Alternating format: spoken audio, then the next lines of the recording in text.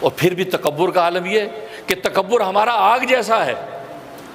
فرعون شیطان نے یہ بات تو کہی تھی، اللہ نے کہا تھا کہ تجھے کس نے منع کر دیا سجدہ کرنے سے، جبکہ میں نے تجھے جو حکم دیا ایک ایسی چیز کا سجدہ کرنے کا جس کو میں نے خود پیدا کیا ہے، تو نے سجدہ کیوں نہیں کیا؟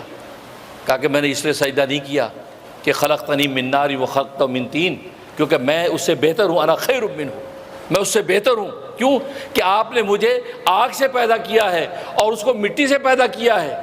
اس نے مٹی کو حقیر سمجھا اور آگ کو اس نے عزیز سمجھا، کہا کہ میں آگ سے پیدا ہوں، اور آگ میں نسبت سعودی پائی جاتی، آگ جلاؤ وہ اوپر کی بلندیاں پکڑتی ہے، اور مٹی کو بلندی پہ پھینکو پستی میں گرتی ہے۔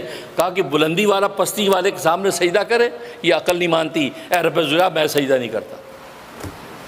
اس کو یہ خبر نہیں تھی کہ اللہ تبارک و تعالی ساری کی ساری کمالات اور خوبیاں مٹی میں ہی رکھ دینی ہیں، ساری خوبیاں مٹی میں رکھ دینی ہیں۔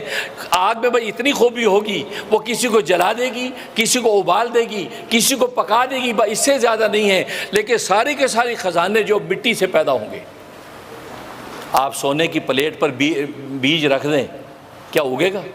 2 دن میں سڑ جائے گا۔ حالانکہ سونا ہے کتنا قیمتی، لیکن مٹی میں ڈال دو وہ اگے گا۔ اس بیج سے ایک پودا اگے گا، آم اگے گا، جس آم پر 100 آم لگے ہوں گے۔ تو اللہ تبارک و تعالیٰ نے یہ سوچا کہ یہ نالائق ایسا ہے کہ یہ سمجھ رہا کہ مٹی حقیر ہے اور آگ سے میں بلند ہوں۔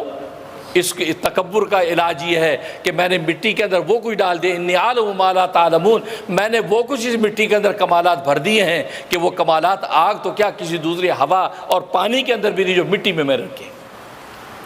اور آج آپ کی ساری سائنس اور ٹیکنالوجی مٹی سے بنتی ہے۔ آپ کہتے آسمانوں پہ چلے گئے، زمینوں میں اتر گئے، آپ دوزوں میں مشہور، یہ ساری چیزیں کہاں سے بن رہی؟ مٹی سے بن رہی، سب زمین سے۔ وہ کہتے ریئر ارتھ منرلس حاصل کر لو بھائی۔ یہ ریئر ارتھ منرلس کیا ہیں؟ کہاں سے نکل رہے ہیں؟ مٹی سے نکل رہے ہیں۔ اس ریئر ارتھ منرل سے آپ کیا بنا رہے ہیں؟ آپ کے جو ہوائی جہاز اڑ رہے ہیں، آپ کی جو ٹیکنالوجی بن رہی ہے، آپ کی کیا کیا بنے میں تو جانتا بھی نہیں، آپ سائنس والے ان ٹرمز کو بھی جانتے ہیں، وہ ساری اس ریئر ارتھ وہاں بھی آ گئی۔ تو پھر بھی آپ اس مٹی سے غافل ہیں جس مٹی میں آپ کو دفن ہونا، اس مٹی پہ بسنے والوں پر آپ ظلم ڈھاتے ہیں۔